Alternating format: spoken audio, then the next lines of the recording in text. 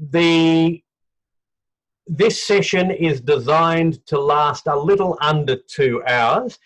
During that time, at the end of this time, we expect that you will understand what is required to be an effective judge. Some of the hints and tips that will be presented to you from not only me, but also from other experienced Toastmasters. That's for the members who are new into this role. A refresher for those of you who have done this role before but would like to be refreshed and to pass on your knowledge. And for those of you who don't actually think that you want to be a judge but are going to be a contestant in the competitions, what you will learn is what judges will be marking you on, because judging is different to evaluation, and we'll get to that in just a moment. But that's what we hope to have at the end of this. So we'll look at the purpose of judging, judging versus evaluation. We'll examine the international judging form in detail. We'll discuss weighting. We'll discuss judging from the form versus judging comparing two speakers, and I'll explain that as we get to it. We'll also watch two speakers. These are speeches that you will not have seen because they are both from regions outside Region 12, and we will be asking you to judge which of those two you would put forward in a competition. And from that, we will have a discussion on why you judged the way you did, why somebody else judged the way they did, what works and what doesn't. So that'll be coming up a little later. We'll also examine in detail the humorous table topics and evaluation judging forms. We'll look at things like protests and plagiarism and attribution and original content, and what happens if somebody has something that they wish to protest about, who can protest and who can they protest to, and what you should and shouldn't do under those circumstances. And then we'll have a question and answer session, and then we'll probably wrap up. So as I say, that's what we'll be doing over the next 90 to 100 minutes.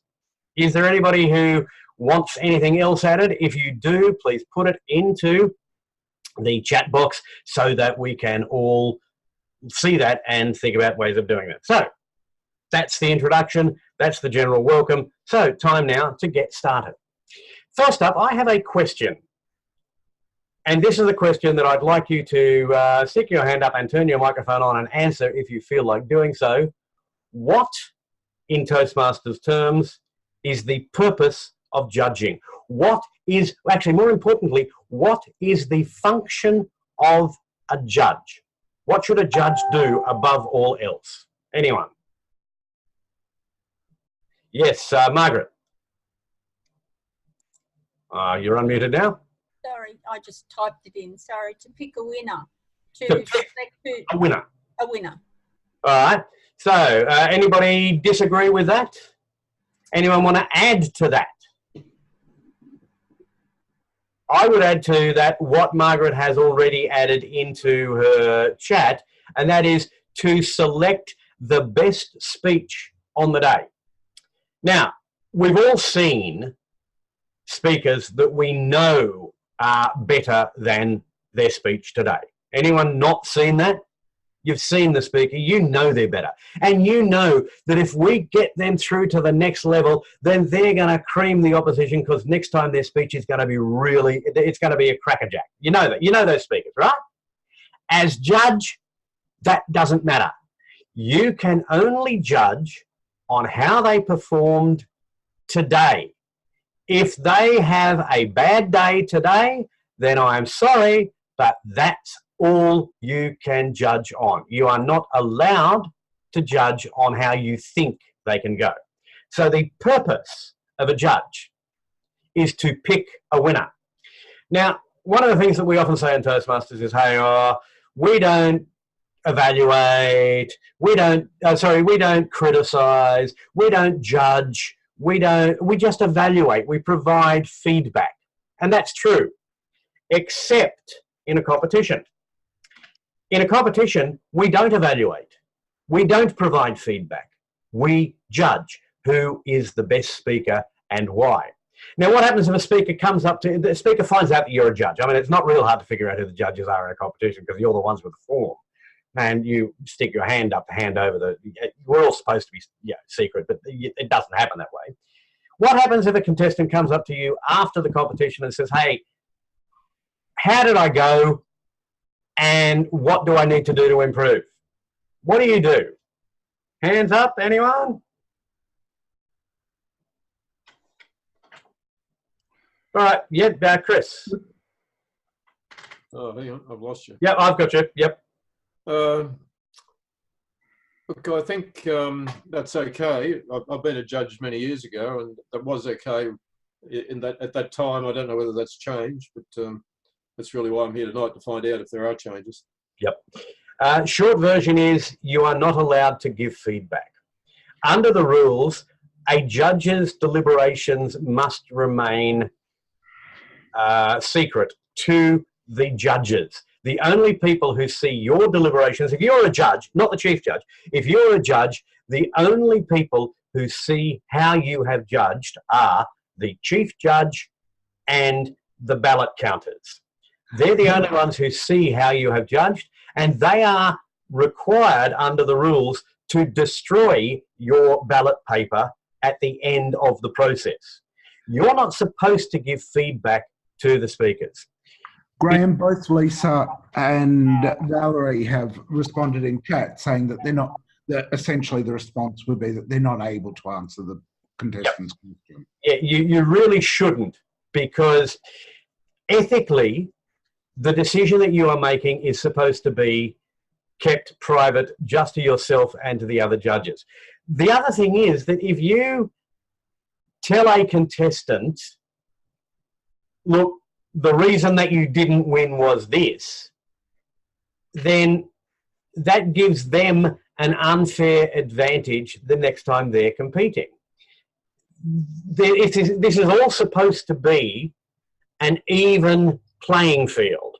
And if you start to give your friends feedback as a judge, there are just ethical issues here that the rules say you should not do. So the short version is... Graham, Vicky does ask the question, who will provide them with the feedback? The contestant. Other people in the room are perfectly entitled to provide the feedback. And other members of the audience will say, oh, geez, you are hard done by. I thought you did really well. Or, yeah, look, I'll be honest, the reason that I think you didn't win was this. But a judge can't do that. Other members of the audience are perfectly entitled to do that.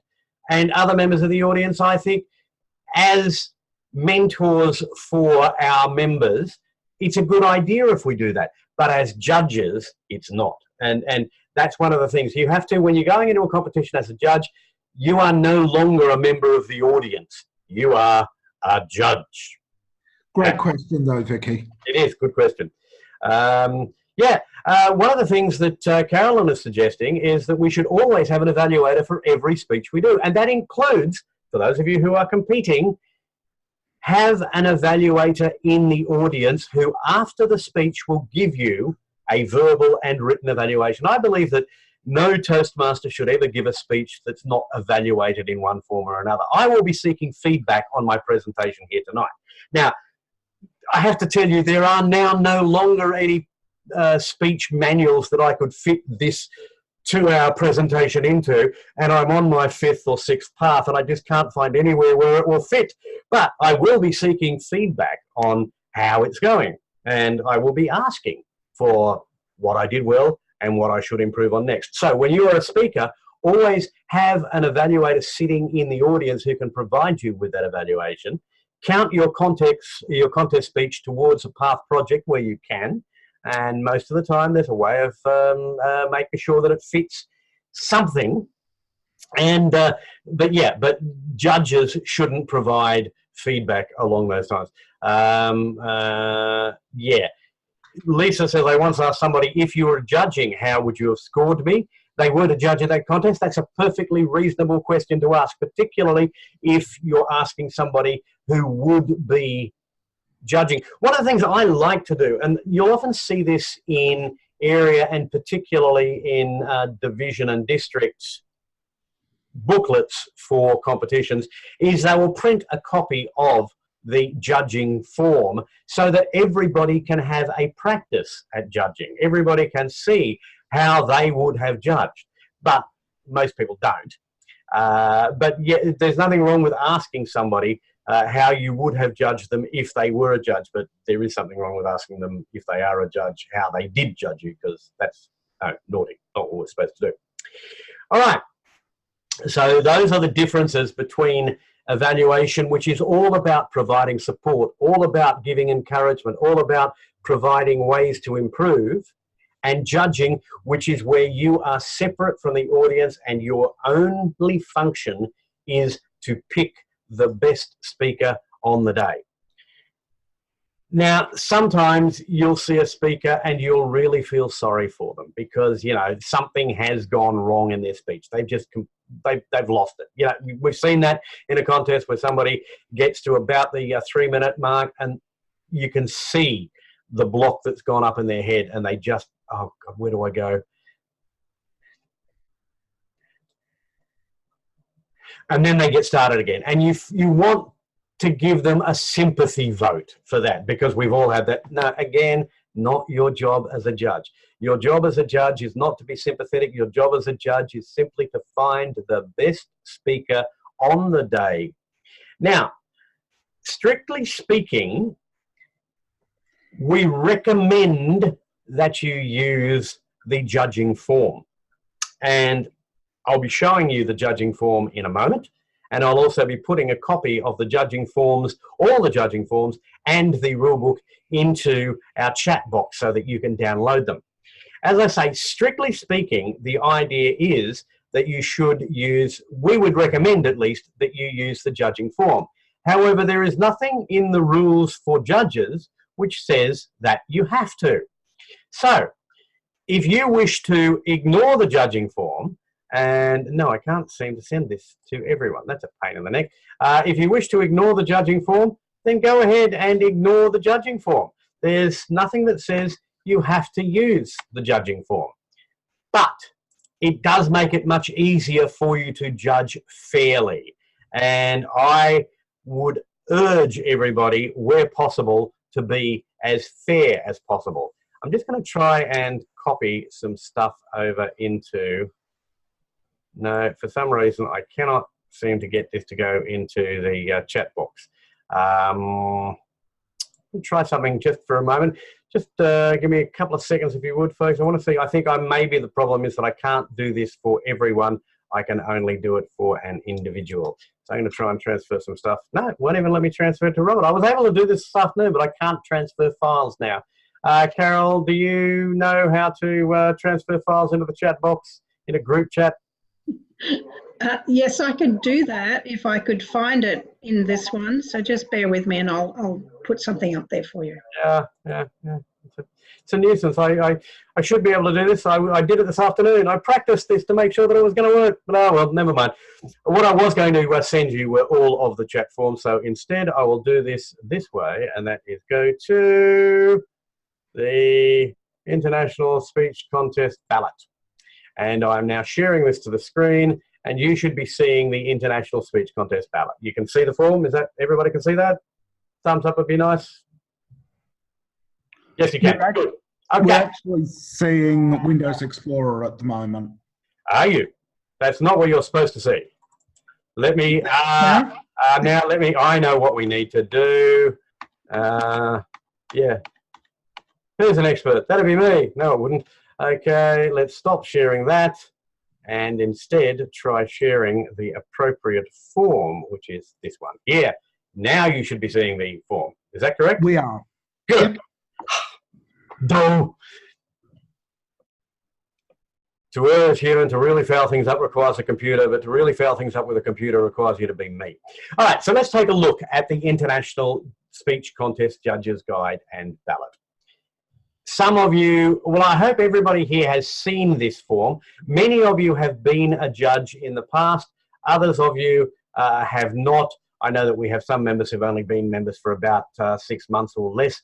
So let's look at how the speech contest ballot is divided. There are 3 areas that make up the voting for your judge's ballot. The first area is worth 50%, and that is the content of the speech. The second area, which is worth 30%, is the delivery of the speech.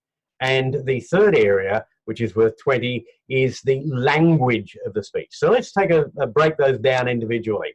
In the content area, the speech development, that is the structure, the beginning, the middle, the end, the support material in the middle, the way that the speech is actually developed as a speech is worth 20%. That's the highest single mark that is available to a judge.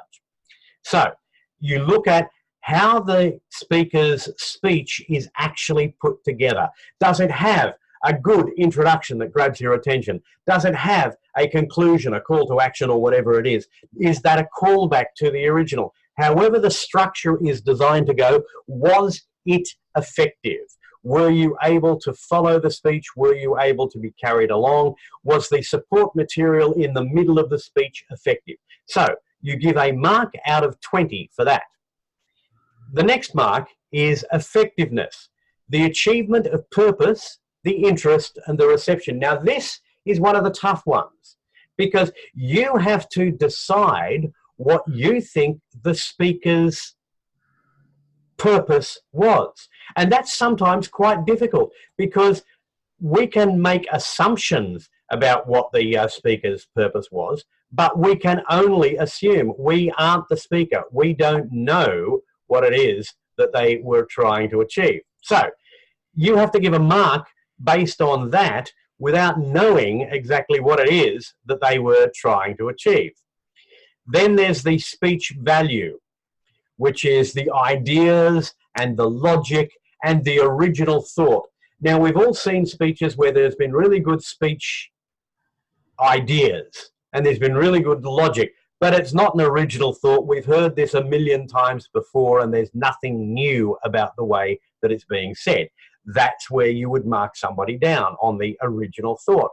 Original thought is different to using somebody else's material. There's nothing wrong with using somebody else's material in a speech, provided, and we'll get to the provisos, provided you meet the attribution and plagiarism guidelines, which we'll discuss in a moment. But original thought is actually a significant part of this. So that makes up your 50% of the mark. The structure, the achievement of purpose, the reception, how the audience receives it, and the ideas and logic and original thought. That's 50%.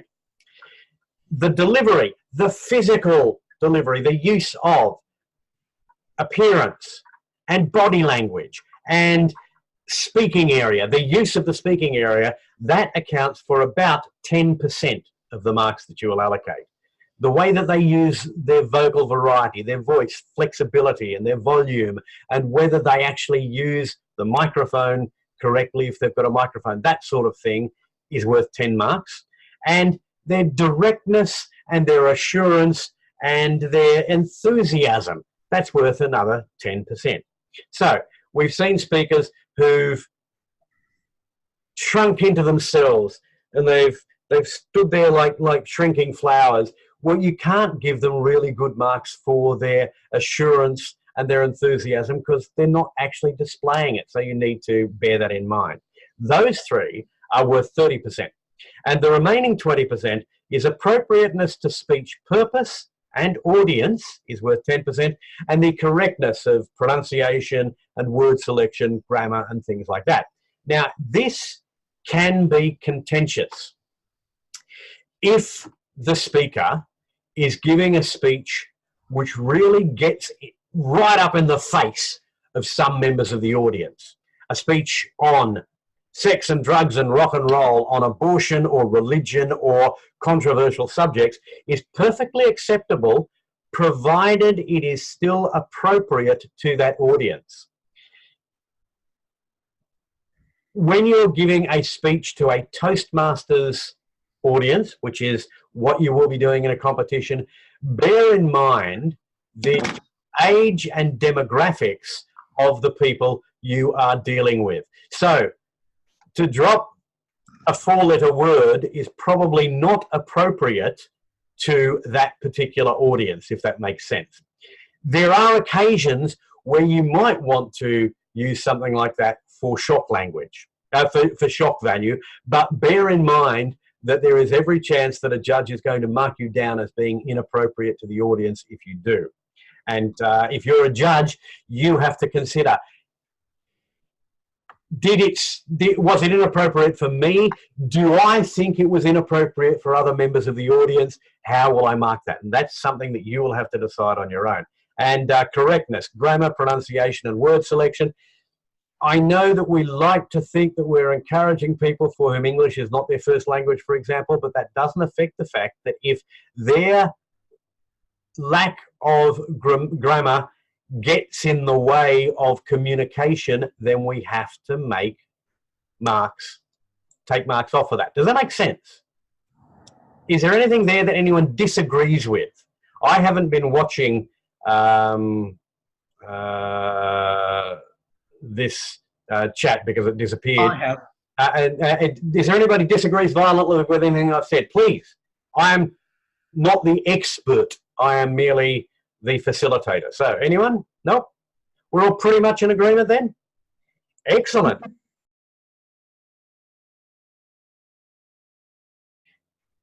Who would like to be brave and stick their hand up and tell us who they thought was the better speaker? Was it Aaron, the first speaker? Aaron, the second speaker, or Dutch, the first speaker? Okay, Vicky, tell us, how did you judge? I had Aaron as the better speaker. All right, you had Aaron, the second speaker, as a winner. Anybody who had Dutch as a speaker, as the better speaker? Yep, so we've got a couple of people, 3 or 4 people there. So let's take a look now. Now, for this, I think you're going to have to unmute yourself if you want to say anything, because otherwise I'm not going to be able to pick you out. But so let's take a look at the actual judging form. Those of you who had Aaron as the better speaker, can I ask you where he scored higher than Dutch? So just unmute yourself and say something and we'll see you.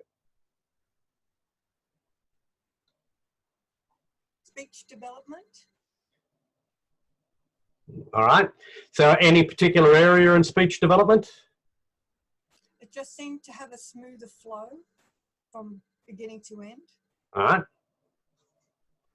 Anybody else who had Aaron as the better speaker? His physical side of things. Physical delivery? The body language and also how he used the stage I thought was better. Using of the stage is really interesting. One thing that I did notice that both speakers did, and I don't know whether you noticed it, but you might like to consider this as a judge, both of the speakers used the stage to demonstrate the passage of time. They used stage right, which is our left, to talk about back in the past. They then used something that happened in the middle, and then they used stage left or our right to represent what's happening now. And then they brought themselves back to the middle of the stage to draw focus back on them. But both speakers used the stage area to demonstrate what was past and present and future for them, which I thought was quite interesting in both cases. Who had a clear winner? I mean, you know, won by a significant margin. Anyone? Yep, Carol? I did, Graham. Yes. And I did also choose Aaron as the winning speaker, and he was ahead by about 12 points in my estimation using the judging form. Mm-hmm. And the 2 things that stood out mostly for me on his speech was the speech value and also his manner. Those 2 scored much higher than I did for Dutch. Right. Did anybody think that Dutch's theatrical presentation, the full-blown, full-on Baptist preacher, did you find that worked for you? Anybody who found that that was particularly effective? No, that one turned me right off, actually, and that's why I thought the manner was different for the 2 speakers. Vicky? I thought it was. I liked that. I liked it. I thought that he didn't have enough vocal variety. He didn't get down low enough like Aaron did. So not enough vocal variety. So it was full on, but not enough variety in it. It was all Oh no, I don't agree. No? All right.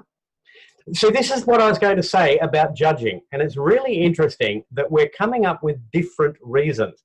But what I would now like to ask, and this is actually going to be an interesting question, who here marked Dutch and then ignored his score altogether and marked Aaron based just on the form? Anybody do that? Were you capable of doing that? So you did, Margaret, you ignored whatever mark you'd given to Dutch and then marked Aaron as a completely fresh slate? Well, I always fold over my sheet so that I can't see the first one, so that it's just like I haven't heard any speeches prior to that. And I never change anything unless it's a draw.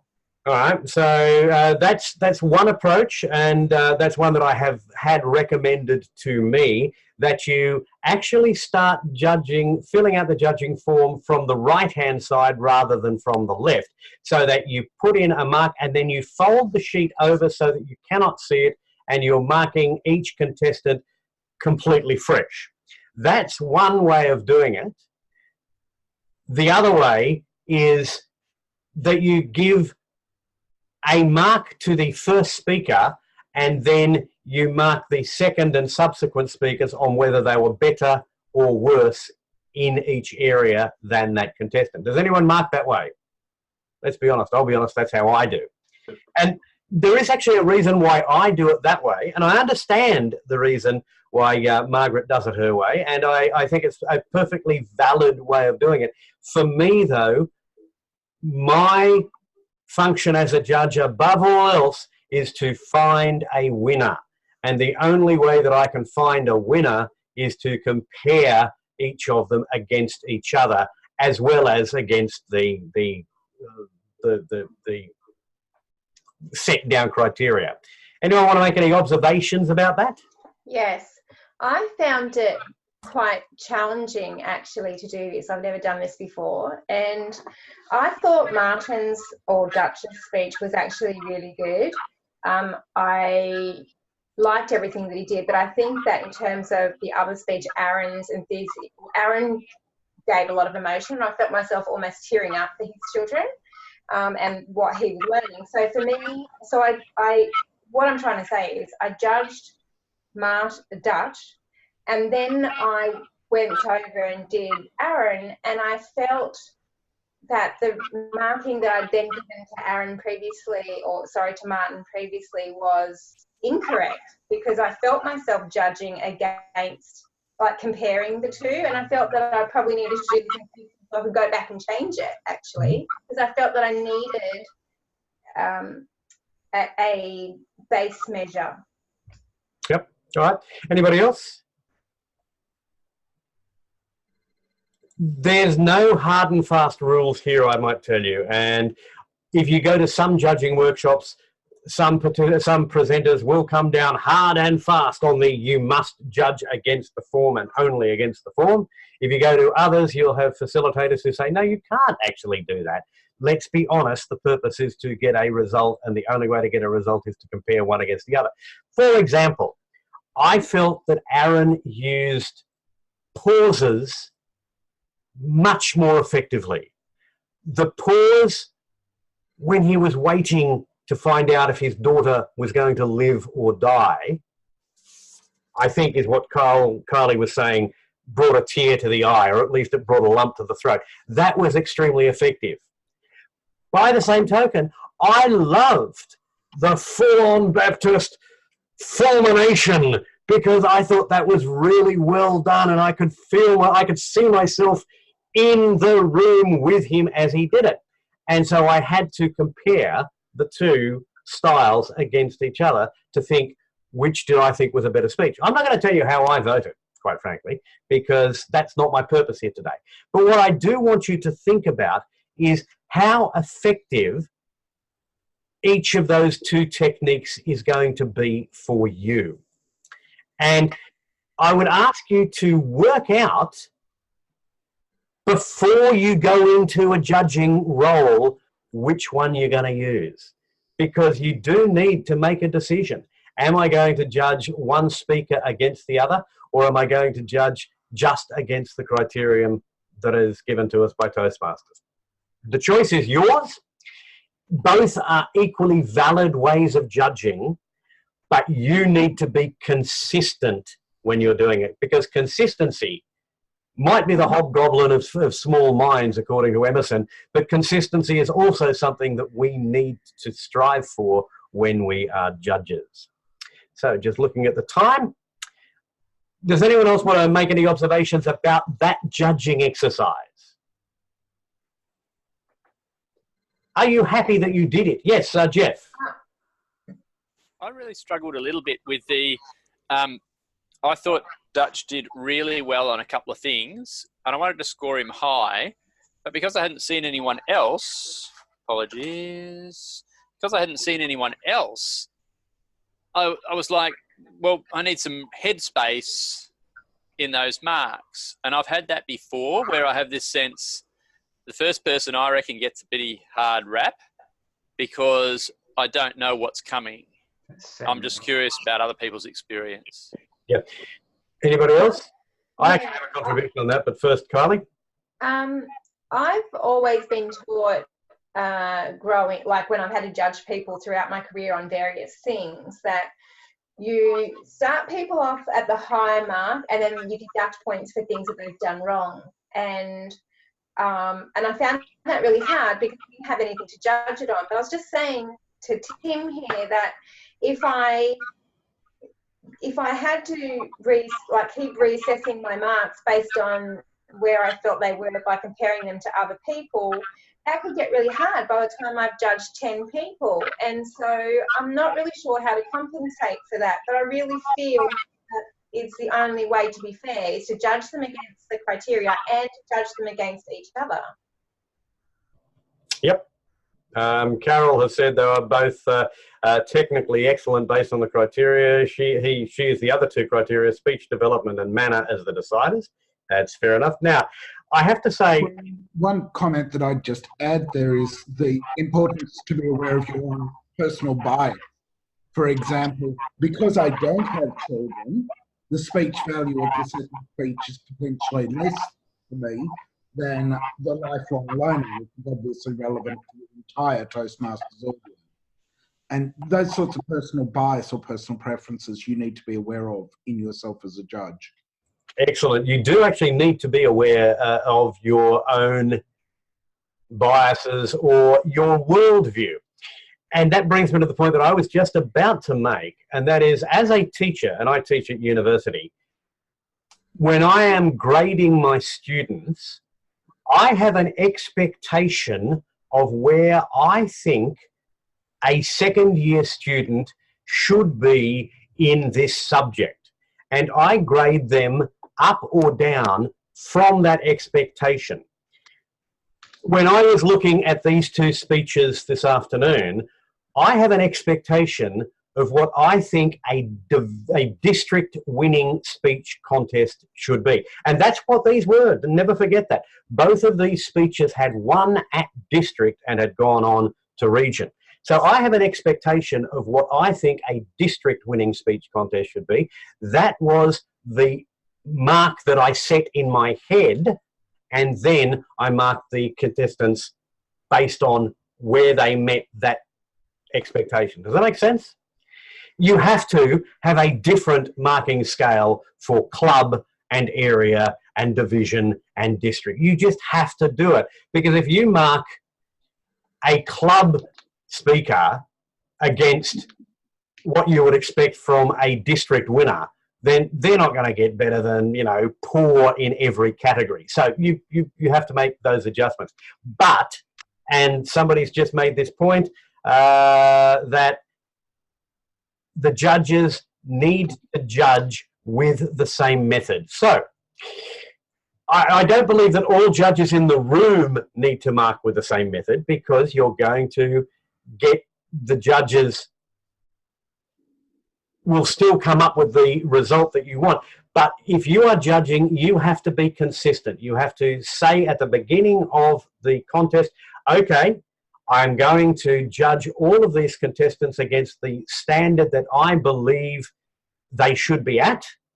And quite frankly, the first speaker then gets to be the yardstick by which the others are measured.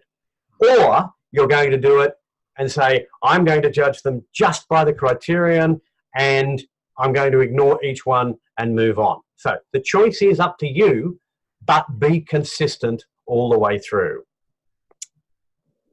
Anybody else want anything they wanted to say at this point? If not, we'll move to our next couple of forms, because it's interesting that the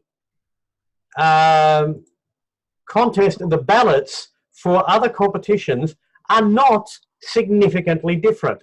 Let me show you what I mean, if I can get back to here. Let's go to share and then to the humorous speech contest. Now, you would think that you can see the humorous speech ballot, I'm assuming, everyone? You would think that, you know, a humorous speech ballot is going to be completely different from the international speech ballot. No, because a humorous speech is, above all else, a speech. The only difference is that there is an extra 5 marks given for laughter and 5 marks less for appropriateness and correctness of language, particularly grammar, pronunciation, and word selection. So that's interesting, because it means that the first thing that you have to judge a humorous speech on is not how wildly the audience laugh, because that's only worth 5 extra marks. It still has to be a speech. Who here has seen a speech where it has been effectively a series of jokes that are connected with a loose theme? You've seen those speeches? If you haven't, you will. They're hilarious, because these jokes are all designed to get laughs, and they're good fun, and they're rollicking, and you just, your sides are, but it's not a speech. It's a monologue that's held together with a theme. Whereas a speech should have a beginning and a middle and an end. It should have a call to action. It should have a purpose. It should still meet all the criteria of a speech. And so, when you are judging a humorous speech, bear in mind that the same speech development, the same effectiveness, and the same speech value are up here at 15, 10, and 15. The only difference is that you get an extra 5% for laughter.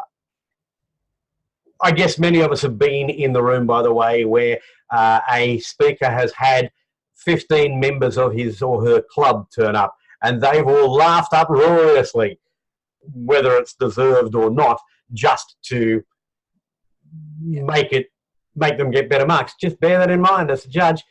The speech is what's important. The humour is only worth 5%. Now, appearance, body language, voice, manner, they're all the same, those same 10%, but they will change slightly. For example, I would expect that in a humorous speech, there should be a lot more focus on flexibility and volume of voice, because a humorous speech, the voice is one of the real tools, and the physicality, the use of body language also gets more value, if you like, in a humorous speech, just because those are necessary for telling the story. But essentially, the only difference is that there's less marks to word selection and pronunciation and grammar, because in a humorous speech, you can drop your G's. You can use language that is perhaps more colourful and less grammatically correct. And that won't matter. You don't mark people down for that in humour, because that actually may be part of it, but you do give them those extra 5 for audience reception and for laughter. Does that make sense? Anybody? Oh, what did I do just then? Screen sharing is paused. Stop sharing. That's what I wanted. Any comments? No, nothing coming up. Nothing I can see. All right, let's move on to table topics. Table topics is going to be different again, isn't it? Well, not really. Let's take a look. We'll go to table topics. I will double click on that so that it becomes full screen. And then he says, here we go. Now I'll go to share screen and share that one with you. Table topics contest. Now, here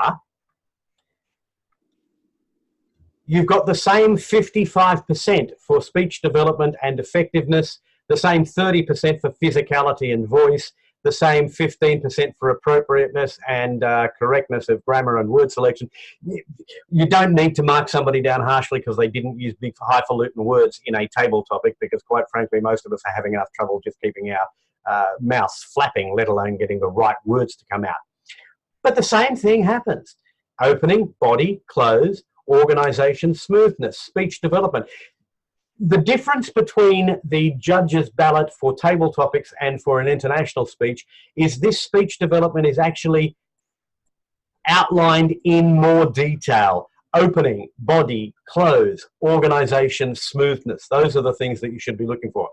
The effectiveness, which includes the logic, the directness, the enthusiasm, the audience response, and the achievement of purpose.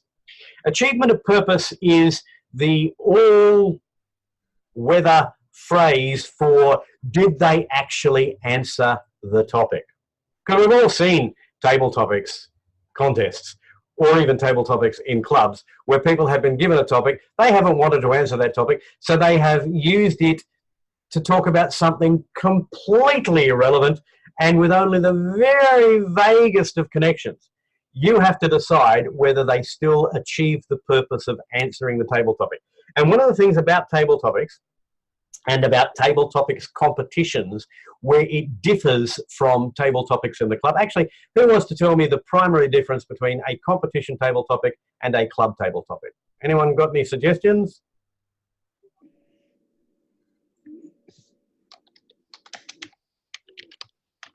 A table topic in a competition, a table topic in a competition has to be easily answerable, and it has to have something that everyone can answer without specialized knowledge, which means that some of the topics that we get in clubs, which are off the wall, or, all right, tell me about why Game of Thrones is the best television program ever, should never be asked in a competition because they assume prior knowledge. The general table topics, I can give you examples of ones that I've had at district level that I was able to answer without any difficulties. Too many cooks spoil the broth, which is a saying that everybody knows, or even if they don't, they can still reach a conclusion. And if I was a dictator. Those are two that I was given at District 73, and I was actually quite proud that I won with both of those. There was one that I saw a couple of years ago at a District 69 conference, which at the time I thought was really quite clever, but later I thought, I'm not so sure about that. It was a single word, yes. Now that's a really difficult table topic for some people to answer. It allows people to reach a conclusion, which is what the rules say it should do. It doesn't require specialised knowledge, but I don't know that, having thought about it, I would have chosen that if it were me as the contest chair or chief judge.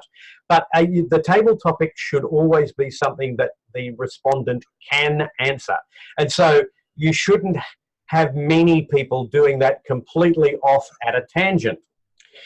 Somebody says that we've been told it's an acceptable strategy to go off at a tangent. Yes, it is, provided there is a demonstrable link between your table topic and what you actually say. Let me give you a couple of examples here. Once was not before, I saw one that was not before my coffee, which I thought was it was a good topic. Not before my coffee. You had lots of ways that you could answer that. And I think 2 or 3 of the participants said, well, I don't care about coffee, I don't drink it, but you'd better not do anything before my cup of tea or you're in deep trouble. And that was perfectly acceptable. Talking of the if I was a dictator one, which I was given in District 73, I was actually given that topic if I was a dictator, and they actually put a pause between dick and tater. And so I did a 2-minute riff on coming up with these new types of potatoes. You've got russet potatoes and Kentish potatoes, and well, I said, and you've got Idaho taters, and you've got cream taters. Well, I'm going to come up with all of these potatoes for specific people. There will be John taters and dictators. And if I was a dictator, I would be the sort of potato that was only going to be eaten by people who, and It was weird, but it worked somehow. That was completely off the topic, but that's fine. I won. I'm not saying I would adopt that as a strategy again if I were doing it, because it's very risky to do it. So, but with table topics, let's go back to the judging form. Let's see what it is that you are judging on. You are judging on speech development, the effectiveness, whether they have achieved the purpose, appearance, body language, use of the speaking area. And again, speaking area is not just standing there or not just moving aimlessly around the stage. Look for whether the contestant is actually using the stage in a meaningful way. Are they taking you past, present, future? Are they taking you, this was, this shall be, this can never happen? Are they using that speaking area as part of their presentation repertoire? So that will be there. Voice flexibility and volume is important for table topics. We all know this. Speech purpose and audience. The appropriateness. It's really very easy with table topics to let slip the language.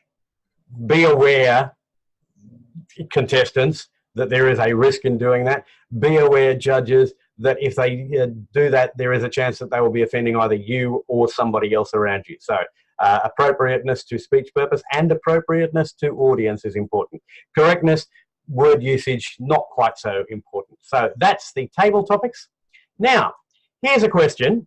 Before I get to the form, and I don't know whether any of you have had a chance to take a look at it, I want to know what percentage of the marks in an evaluation contest is awarded to the use of body language and stage use and all that sort of stuff. Anyone want to give me anybody who doesn't know, want to give me a guess as to what percentage you think it would be? All right, anybody who does know, want to tell me what the percentage is? Nothing. 0. Absolutely nothing. If a contestant reads their evaluation from the lectern and uses their notes extensively, there is absolutely nothing wrong with them doing that. There's no marks that can be allocated to them for presentation. 40% of the marks, 40% are the analytical quality, the analysis of what the speaker did well and should continue to use, what the speaker can improve upon, and how they can improve it. So the analysis is worth 40% and the recommendation is worth 30%. So 70% of the marks in an evaluation contest are on how well the contestant has analysed the speech and the speaker and how useful, specific and helpful the recommendations are. And I like to think that specific recommendations are worth 10% of marks. So simply saying, hey, don't wander around the stage, you know, be meaningful, that's useful, but it's not specific. If you use stage left to represent this part of your presentation, stage center to use this, stage right to do that, or if you stand with your feet slightly further apart than you feel comfortable with so that you are always conscious of where your feet are, that will stop you from rocking backwards and forwards. Those are specific pieces of advice that I think are worth 10% of the marks. Technique, this is if they're sympathetic and they're sensitive and they're motivational. But again, this doesn't talk about whether they stride about the stage strutting like a performer, because the evaluation is not about performance. The evaluation is about analysis. That's why analysis is worth 40% of the mark. And please, as judges and as contestants, bear in mind this one here. The summary is worth 15%. If somebody gets to the 3-minute 20 mark, the red light's on, they haven't got time to summarise, all they get to say is, I really like the speech and I'm looking forward to your next one. That's not a summary. They don't get any marks. And I have given people 0 out of 15 for lack of summary. And if they do, if you get 0 out of 15 for your summary, the chances of your winning are between Buckley's and none, quite frankly. So those are the things that you need to watch for with your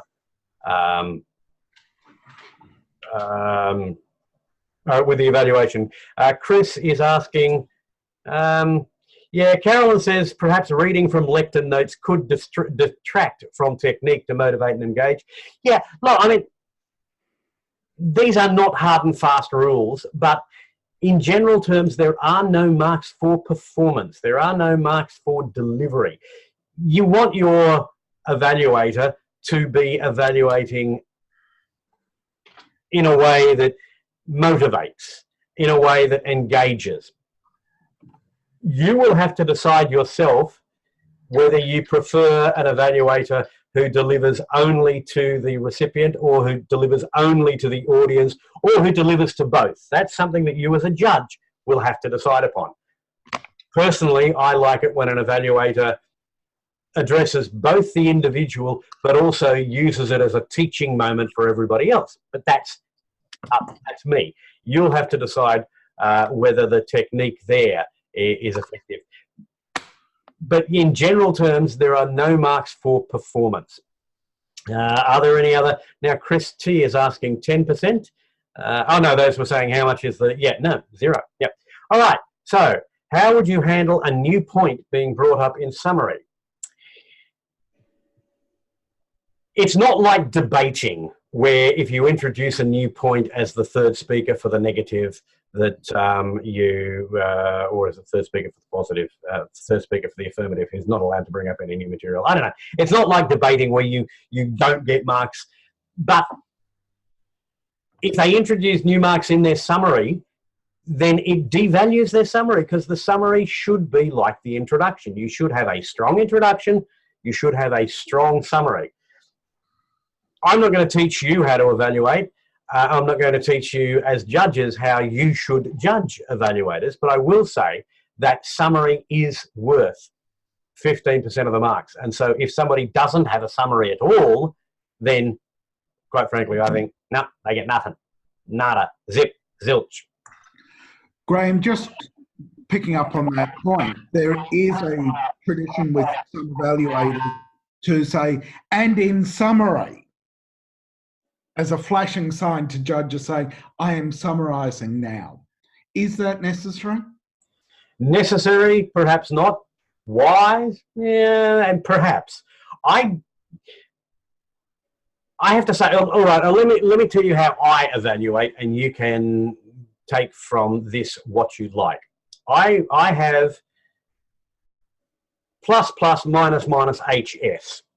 That is, when I am evaluating, I take down a point that I think is really good and that the speaker should keep using because it works for them. Another point that takes their presentation to a second level. Something that they might like to improve on, something specific that they can deal with at this point. The H is for highlight. The highlight of the presentation for me was this, and then I summarize it. So I'll go. I really like the way that Serafina used the lighting effectively today. She made sure that we were all really well. And Serafina, I commend you on that. I also commend you on the fact that, whatever else the second one is, something that you might work on to improve your presentation the next time would be to do so and so. Don't know whether you noticed, and this is something that Serafina does, but it's also something that I've noticed a lot of speakers do. In fact, I do it myself, is this, and a way that we can improve that is this. But I have to say the highlight for me was the enthusiasm and the excitement that was shown in Serafina's presentation. And Serafina, really well done. I loved watching you speak tonight. So the good points for me were bang, bang, bang, bang, bang, bang. The suggestion that I might make to you is, and something that we can all learn, is this, but the highlight, never lose that enthusiasm. That's really well done, Madam Contest Chair. So that way you've got about 30 seconds for each of the good points, 30 seconds for each of the points for improvement, 30 seconds for your highlight, and 30 seconds for your summary. There's your 3 minutes. I don't go, so in summary, I would say, but I make it fairly obvious that I am summarising the points by going through those points one by one. You as a judge have to give 15% of the marks based on how well they summarised. If they signpost it and you like signposting, you might give them an extra little bit of mark for that. If they don't signpost it and you like signposting, perhaps you don't give them that little bit of a mark, but you do give them the mark for the summary. Does that make sense? Yeah. Is there a preference to first person or third person when judging? This is something that I will ask other judges here. I know what I like, but I will ask other judges because this is a personal preference. Who here much prefers the speaker to either deliver to first person or to third person and not go between first and third? Anyone?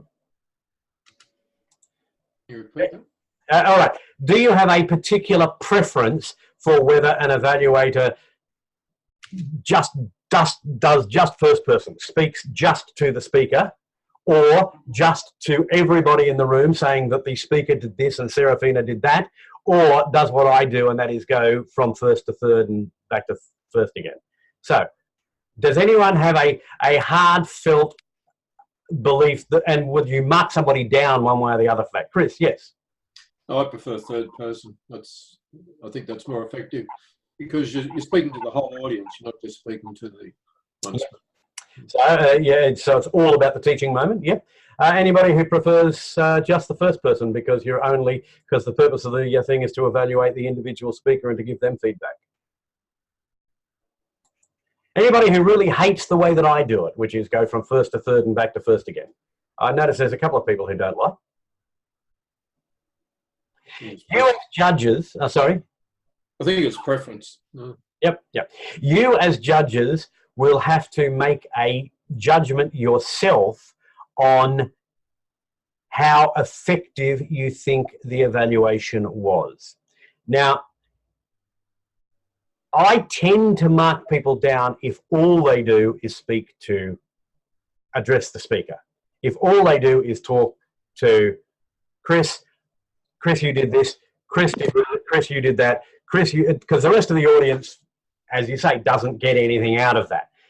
I also like to see some feedback being given directly to the speaker so that it's not all just about everybody else and not just about the speaker. But this is a personal preference. You as a judge will have to make a decision. Carol, you were going to say? Yes, I agree with that. I like giving commendations for the speaker's efforts and using generalised, if you like, recommendations for the audience's benefit. Yeah, much like praise in public and criticise in private.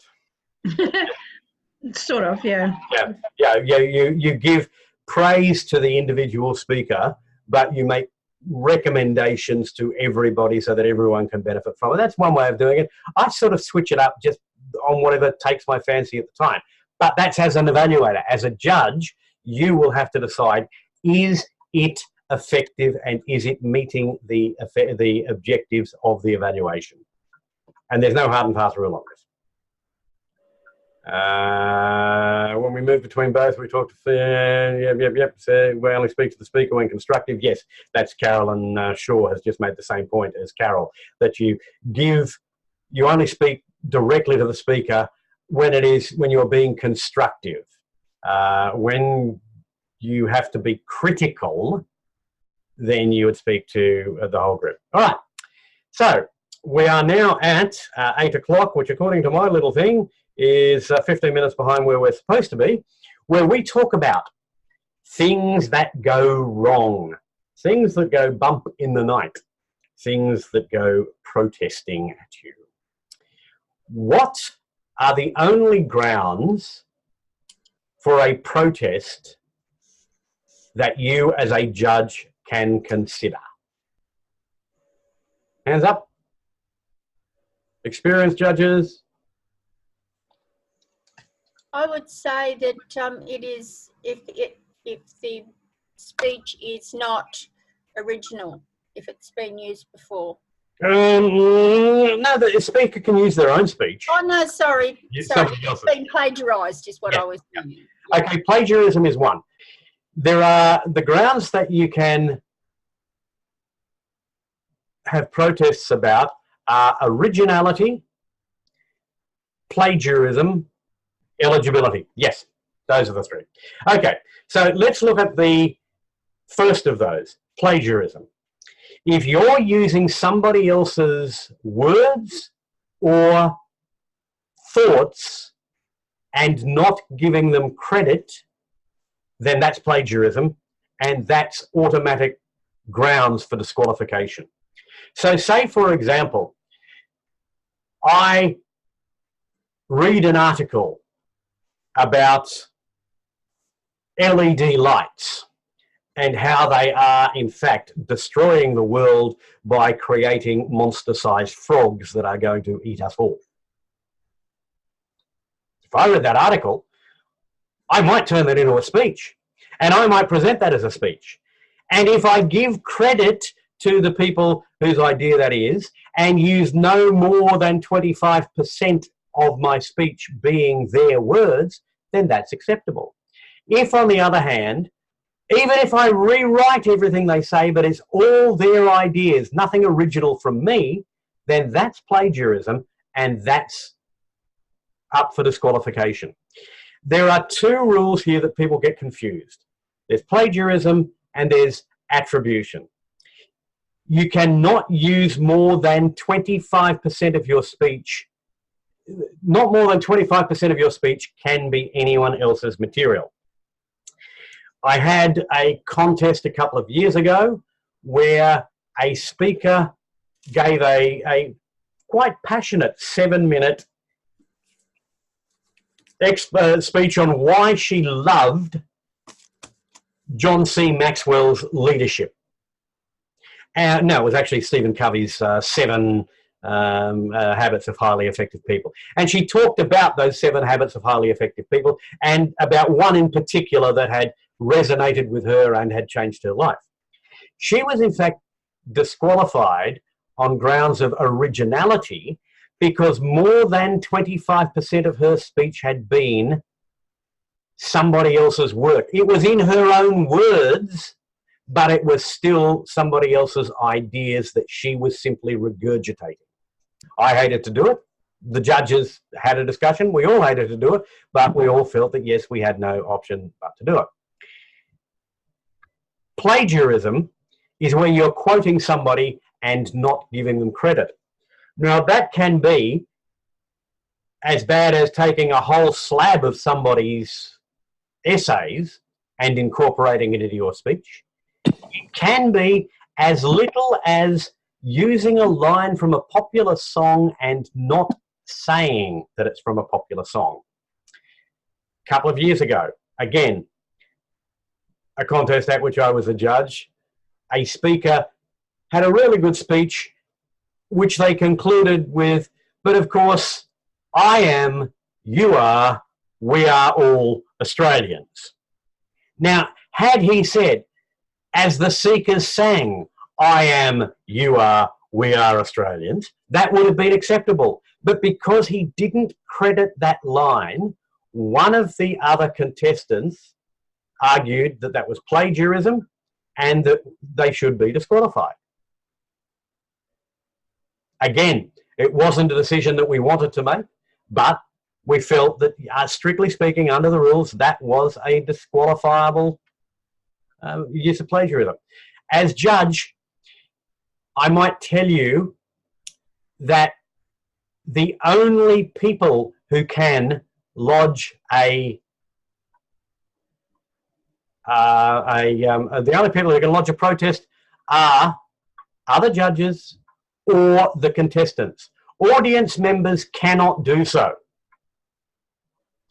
If an audience member comes up to you and says, listen, just letting you know, that was plagiarism. I've seen that article in Mother Jones about 3 months ago.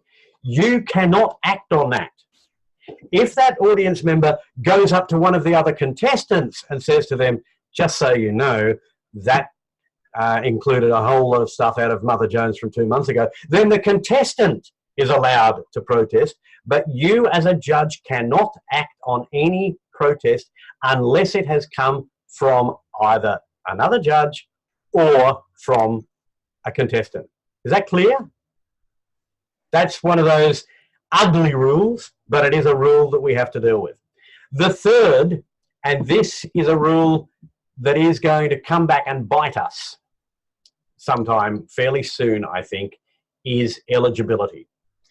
What does a speaker have to do to be eligible to compete in the club speech contest, the international speech contest?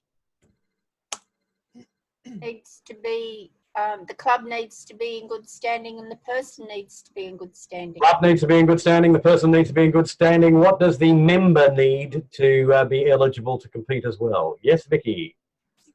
Do they have to have 6 speeches up their sleeves, or a sleeve or a pathways level? They have to have 6 speeches from the traditional program or 2 levels in a single path, which is 6 speeches. Actually, it's 7 speeches, but we won't go there. That's to compete at area level. To compete at the club level. To compete at area level, what does a contestant need to do? Again, they need to be a member in standing of a club in good standing, and they have to be their club's representative. Now, clubs don't have to hold competitions. You don't have to hold a competition at your club. You can, as a club, just decide who your representative is going to be. Or in fact, your representatives, if there are 2 going forward in areas where there are only 3 clubs in an area, for example. And there is some discussion on this that Robert might be able to update us on about whether there are to be 2 contestants going from a club or just the one. Not in District 69, just one. Just one? Right.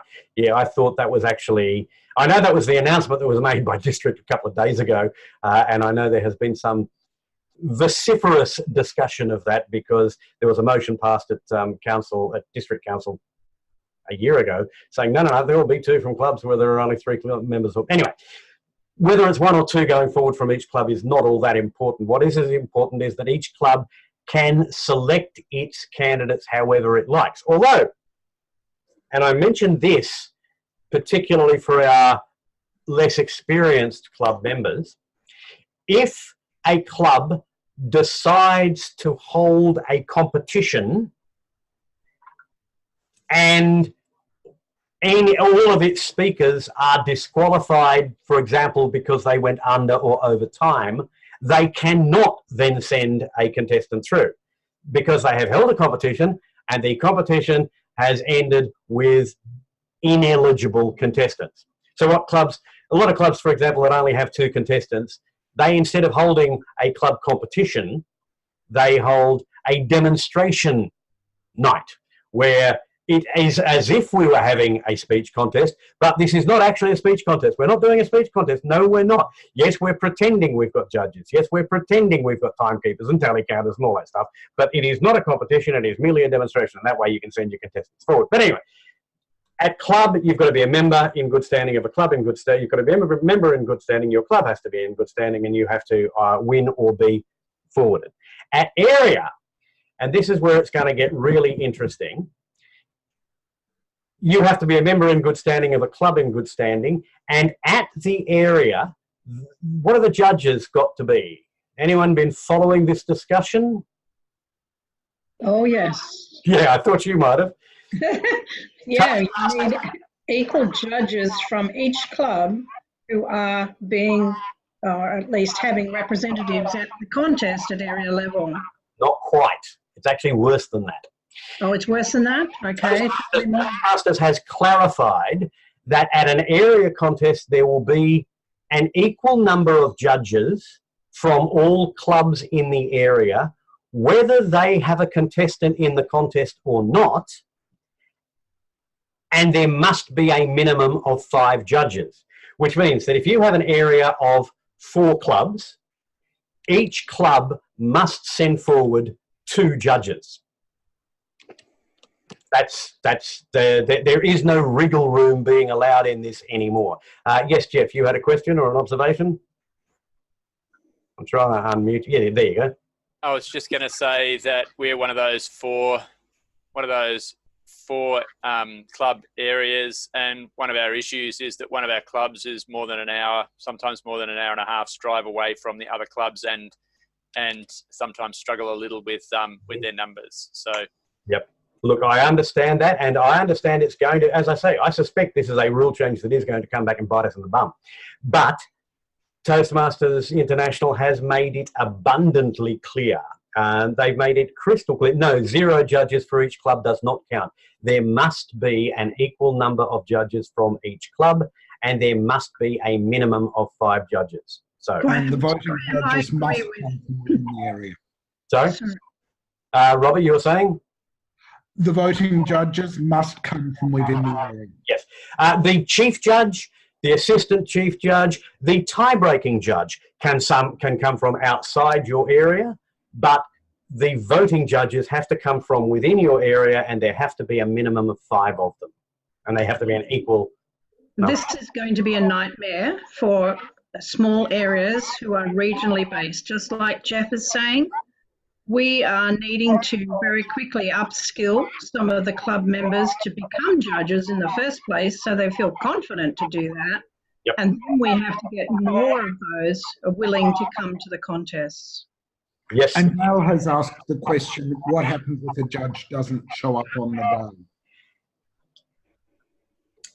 day? All I can say is that an email from TI that I have seen has said, when they were asked what happens if an area cannot meet these new rules, the email from TI has said that areas should not run competitions where these rules are not being met, or areas may not run competitions where these rules are not being met. So, Val, it's a good question, and I don't know the answer to that one. We're still waiting on it. One of the reasons why we're running this workshop tonight is to help create a pool of judges. And one of the reasons why we are recording this and making it available to people who haven't been able to get here tonight is to help facilitate that process. We need more trained judges going forward. Unless this rule is going to change next year, and I doubt it because it is certainly been the intent of Toastmasters for the last couple of years. It's just that they have clarified with razor sharp clarity the rules this year.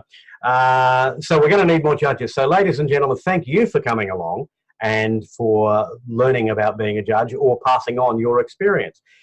Please let your fellow club members know that there is a role for them as judge. Any Toastmaster can be a judge at club. To be a judge at area, I believe you have to have completed 6 speeches, the same as if you're a speaker. You have to have completed 6 speeches or 2 levels of a path. I think, I'll need to check that actually. That's before I give you that as a hard and fast rule, does anybody know this off the top of their heads, by the way? If not, okay, let's do a share screen and we will all go and find this out together. Speech contest rules. Let me go back up to Control F for, right, let's go find. Sorry, Graham, what was your question? What is the eligibility requirement of a judge at area contest? Same as a contestant. So yeah, 6 speeches or 2 levels. Yep. This, by the way, is the rule that I'm talking about. If at any level it is determined that a contestant was ineligible to compete at a previous level, that is because it was not a valid contest, then that contestant must be disqualified. This disqualification must occur even if the ineligibility is discovered at a later level and has been corrected. So, if a contest is held where we don't have the right number of judges, then strictly speaking, the winner of that contest must be declared ineligible at the next level. So, to be a chief judge, voting judge, or tie-breaking judge at a Toastmaster speech contest at an area, division, or district contest, be a paid member for a minimum of 6 months and have completed 6 speech projects in the CC or levels 1 and 2 of any path. So, there we can all see. And Danielle makes the point that there's no actual requirement for the judges to have undertaken training. No, you don't need to be. You don't have a qualification to be trained. It'd be nice if you are. It'd be nice if you've, for example, taken part here tonight, and you have. So thank you for that. But there is no technical requirement that you have to be trained or for anybody to approve you as a judge, not at club or at area. It gets a little more complicated at division and district, where you have to be an ACS or an ACG, I think, off the top of my head, but you don't need to worry about that now. So David's asking, can I repeat the eligibility to judge the club contest? Yes, any member can be a judge at club level, provided they are a financial member of the club. They don't have to have had a minimum time period. They don't have to have completed a minimum number of speeches. Any member can be a judge at club, but to be a judge at area, they have to have completed 6 CC manual speeches or 2 levels of a single path, and they have to have been a member for 6 months. Thank you. Yeah, I like Rosie's question. What happens when Pathways is the only option? We'll all have to catch up with a lot of speeches. As somebody who is a Pathways aficionado, I say yes. You should be out there doing that right now. No, seriously though, yeah. Work on assuming that it will be CC6 or levels 1 and 2 for the next few years, but eventually it will just be levels 1 and 2. Are there any other questions?